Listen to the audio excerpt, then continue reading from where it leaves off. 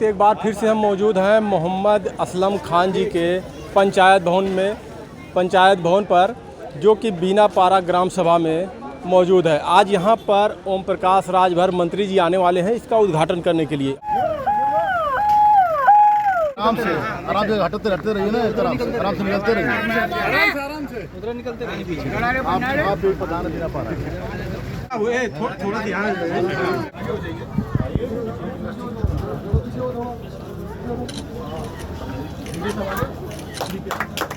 4 साल पहले यहाँ कुछ था। आप खुद महसूस कर रहे हों कि 4 साल पहले की क्या स्थिति थी और आज की क्या स्थिति थी। प्रदेश में इस तरह के काम कुछ ही लोग कर पाते हैं और इस मिर्ज़ापुर ब्लॉक ही नहीं, आजमगढ़ के उन ग्राम प्रधानों के लिए एक संदेश है कि इच्छा शक्ति अगर मन में है तो हम बेहतर कर सकते हैं। और जैसा कि प्रधान जी ने इच्छा शक्ति पैदा हुई और उस इच्छा शक्ति के बल पे आज एक अलग नज़ारा देखने को मिल रहा है। प्रधान जी की कुछ डिमांड है, मिनी स्टेडियम एक चाहते हैं और एक मैरिज हॉल। देखिए, एक दिन में नहीं होगा, एक दिन जरूर होगा। मंत्री जी आप क्या दे रहे हैं प्रधान जी को अपनी तरफ से? हाँ? जो भी इनकी डिमांड होगी हम लोग उसको पूरा करेंगे। पूरा हो जाएगा सारा डिमांड। देखिए, मैं तो यही कहता हूँ, 2 लाइन किसी शायर ने लिखा है कि तूने चाहा ही नहीं वरना हालात बदल सकते थे, तुम तो ठहरे झील की पानी की तरह, दरिया बनते तो बहुत दूर निकल सकते थे। ने आपके सामने रखा। अब ये पंचायत भवन बना किसके लिए, ये चिंतन आपको करना है। ये गांव के लोगों के लिए जो केंद्र और प्रदेश सरकार की योजनाएं हैं, उन योजनाओं को जो लाभ आप नहीं ले पाते थे, उन योजनाओं का लाभ आप तक पहुंचाने के लिए आपके इसी पंचायत भवन में हमारे पंचायत सहायक आपको यदि पेंशन की किसी तरह की कोई समस्या है, चाहे नया पेंशन हो चाहे पुराना पेंशन कट गया हो, उसको भी ठीक कराने का अगर कहीं आपको जाने की जरूरत नहीं, आपका पंचायत सहायक यही पंचायत सचिवालय में ही बैठ करके आपको ठीक कर देगा और आपको पुनः 1000 रुपया पेंशन आने लगेगा, जो योजना प्रदेश सरकार की है।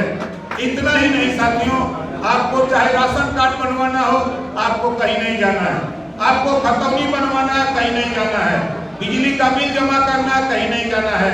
246 योजनाएं केंद्र और प्रदेश सरकार ने मिलकर के आपके हित के लिए, गांव के हित के लिए, गांव के विकास के लिए जो योजनाएं आ रही हैं, उन योजनाओं को आप तक पहुंचाने के लिए आपका पंचायत भवन यहाँ हर तरह, मुझे तो खुशी है, मैं तो धन्यवाद देता हूं भाई प्रधान जी को कि इस तरह का पंचायत भवन हम तीसरा देखे हैं। या तो मैं जब पश्चिम में जाता हूं तो उधर पाता हूं किसी जिले में, या तो फिर इधर आया हूं, तभी मैं आजमगढ़ में तो घूम रहा हूं 4 महीने से। गांव-गांव चौपाल लगा रहे हैं हम लोग, हमारे मंत्री जो ताली जाके स्वागत के लिए मंत्री घूम फिर आजमगढ़ में दिखाई देते हैं। तो हम मीटिंग करते हैं बॉम्बे और शाम को आ जाते हैं लखनऊ और सुबह आ जाते हैं आजमगढ़। अब फिर हम चले जाते हैं, रात को चले जाएंगे रसला और फिर बिहार मीटिंग करेंगे, फिर शाम को चले जाएंगे लखनऊ। तो हमारा रूट ऐसा है कि कोई समझ नहीं पाता। हमारी मंशा है आप तक योजनाओं की जानकारी देना, जितना सरकार की सोच उससे भी आगे बढ़ करके काम खंड विकास अधिकारी महोदय के सहयोग से जोरदार ताली बजा करके इनका स्वागत करें। जिलाधिकारी, हमारे तमाम सभी अधिकारी, पंचायती राज के हों चाहे ग्राम विकास के हों, सभी अधिकारियों ने मिल करके जो सहयोग प्रधान जी का किया, और मैं तो कई दिनों से कई महीनों से जो सुनता आया हूं, तो मैं यही कहता था कि प्रधान जी लगता है अपना रुपया लगाएंगे। ये अपना रुपया भी लगा करके प्रधान जी ने गांव के विकास के लिए, गांव की बेहतरी के लिए, आप लोगों की बेहतरी के लिए इन्होंने अपना जो कदम बढ़ाया है, हम तो इनके काम की प्रशंसा करने के लिए हमारे पास समय ये शब्द कम है साथी। हम जो इनके काम को मैंने देखा, अभी मैं बैठ के बात कर रहा था कि इन्होंने कहा इसके पहले मैं प्रधान जी को जितवाया था, और जितवाने के बाद मैंने वादा की जो किया था तो वो प्रधान जी ने वादा नहीं निभाया। तो इन्होंने कहा था कि अगर ये नहीं करेंगे तो मैं अगला चुनाव लड़ करके आपके इस काम को पूरा करूंगा। इसके लिए धन्यवाद देता हूँ कि आपने अपने वचन पर, अपने काम पर, आपने संकल्प जो आपका था उसको आपने पूरा किया। और जो अधूरा काम है, हमारे खंड विकास अधिकारी महोदय हैं, DPRO महोदय हैं और सभी हमारे पंचायती राज विभाग के अधिकारी हैं। जरूरत पड़ेगी अध्यक्ष प्रधान जी तो आपकी समस्या को लेकर हम मुख्यमंत्री से भी मिल करके आपकी मदद कराने का काम करेंगे। हमारे जितने भी मिनिस्टर हैं, चाहे दोनों डिप्टी सीएम हो, चाहे किसी कोई भी मिनिस्टर हो, जहां भी आपको सहयोग हमारे लायक हो, हमारे कोई पंचायती राज मिनिस्टर हो, हमसे जो भी सहयोग आपकी रात को भी लड़कारेंगे तो हम आपके साथ खड़े नजर आएंगे। इस गांव के विकास के आपके काम को देखकर मैं तो इतना खुश हूँ कि शायद हमारे तमाम साथी हैं, अधिकारीगण भी हैं, पुलिस विभाग के हैं, सभी अधिकारी हैं, एक मिसाल देखने को मिला कि लक्ष्य इन्होंने बनाया कि मैं इस काम को करूंगा और करके दिखाया। इस नाते साथियों, संघर्षी जीवन है, संघर्ष से कभी पीछे मत हटिए। देखिए, नेताओं की बात मैं आपको बता दूं, नेता सिर्फ वोट के लिए लड़ता है, नेता वोट के लिए लड़ता है, वोट पा जाता है तो फिर आपकी तरफ ध्यान नहीं देता है। फिर मैं प्रधान जी की मैं धन्यवाद देता हूं कि आपने दिया इनको, और इन्होंने ऐसा भव्य पंचायत भवन बना करके आपको दिया। मैं तो काफी कि इन्होंने ऐसा काम अपने संबंधित अधिकारियों के सहयोग से मिलकर के जो किया है। देखिए, प्रदेश सरकार की जो योजना, अभी नई योजना, एक दिन मैं बताऊंगा आपको, 500 करोड़ रुपया एक उद्योगपति को बिना ब्याज का लोन देने के लिए बिल आया। मैंने मुख्यमंत्री जी से कहा कि माननीय मुख्यमंत्री जी, इस मत को तो हम लोग पास करेंगे, लेकिन इसमें 2 लाइन और जोड़ लीजिए। उन्होंने कहा कि बताओ क्या आपके सुझाव है। मैंने कहा अगर एक आदमी को 500 करोड़ रुपया बिना ब्याज का दिया जा सकता है तो हम सबको नौकरी यूपी में नहीं दे सकते, लेकिन जो नौजवान रोजगार करना चाहता है तो 5 लाख रुपया बिना ब्याज का देकर के उसको रोजगार करने लाखों नौजवान इसका लाभ भी उठा रहे हैं। तो आप भी इस योजना का लाभ उठाना चाहे तो आप भी लाभ उठा सकते हैं। तो चीजें जो योजनाएं बन रही हैं, अभी हम लोगों ने जीरो पावर्टी योजना, जो गांव में एकदम गरीब था, जिसको आवास न मिलने की संभावना थी, ऐसे परिवार को हर गांव से 25 परिवार का चयन हमारे पंचायत सहायक, बीसी सखी, रोजगार सेवक के माध्यम से हर गांव से 25 परिवार, पूरे प्रदेश से 15 लाख परिवार का चयन हुआ है। ऐसे 15 लाख परिवार को आवास, शौचालय, pension, ration card, Ayushman card हर साल में 1 साल के अंदर 1.25 लाख रुपया कमाने के लिए उसको रोजगार मुहैया कराना, और 15 लाख परिवार को निःशुल्क शिक्षा हम लोग शुरू कर रहे हैं। 1 अप्रैल से शुरू हो गया है। 1 साल के अंदर उसको सारी व्यवस्था देकर के हम व्यवस्थित करने जा रहे हैं। ये योगी जी के राज्य में हम 15 लाख परिवार को, सीएम आवास अलग चल रहा है, प्रधानमंत्री आवास अलग चल रहा है।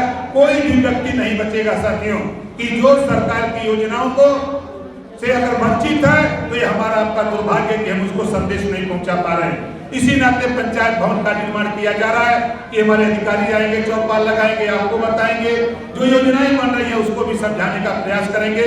उसका लाभ उठाने के लिए आप तत्पर रहिए, किसी तरह की कोई दिक्कत नहीं है। और नेताओं की परिभाषा को छोड़ो, देखो नेता आपस में लड़ते हैं, नेता आपस में लड़ते हैं वोट के लिए।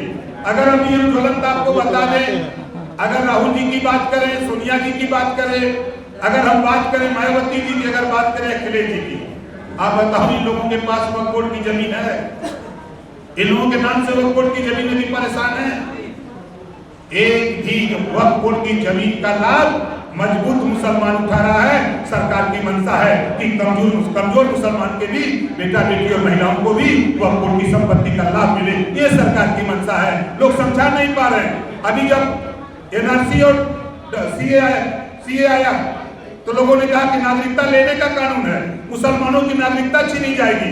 मैं दावे के साथ कहता हूं 2 साल हो गया, एक भी मुसलमान की नागरिकता नहीं छीनी गई। ये नेता वोट के लिए गुमराह करते हैं, भड़काते हैं, इनसे सावधान रहने की जरूरत है। ये सिर्फ गुमराह करते हैं। आप उठा के देखो, आज सुप्रीम कोर्ट सर्वोच्च न्यायालय है और वक्फ बोर्ड की नियमावली में थोड़ा सा संशोधन हुआ।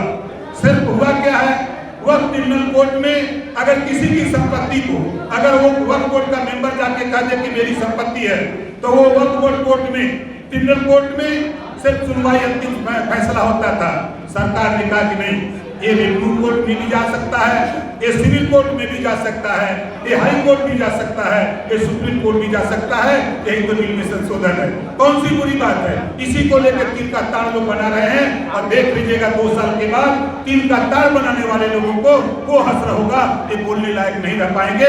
जो सरकार की मंशा है सबका साथ सबका विकास, तो सबके विकास के लिए पहली बार आजादी के बाद पहली बार माननीय विधायक जी पहली बार 51 मुस्लिम बच्चे IAS पास किए हैं। इस बात को लेकर लोग परेशान हैं, इस बात को लेकर परेशान है कि कल ये मुस्लिम बच्चे, कल कोई आएगा वीडियो की ट्रेनिंग वहां लेने के लिए, IAS की ट्रेनिंग ले, कोई SDM बन के आएगा, कोई DM बन के आएगा, तो वहां तो वो भाईचारा और संविधान की बात करेगा, इन नेताओं के नफरत पर रोक लगाएगा।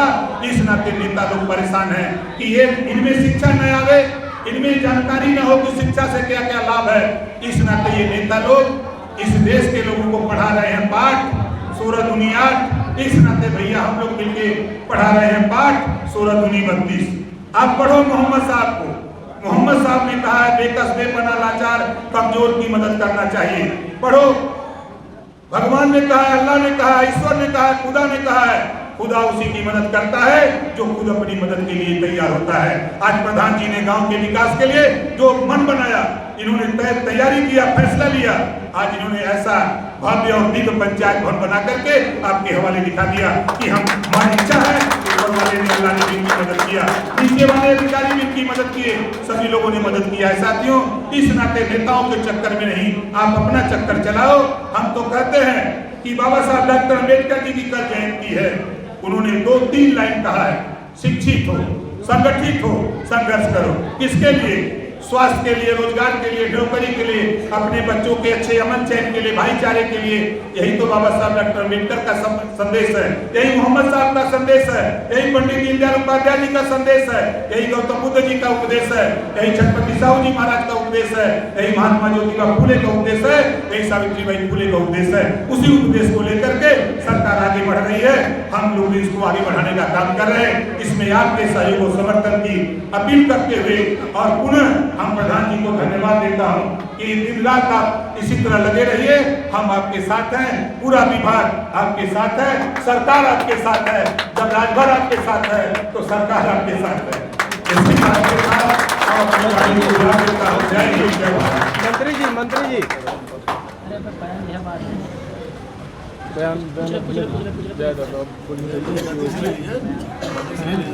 ले लीजिए ना।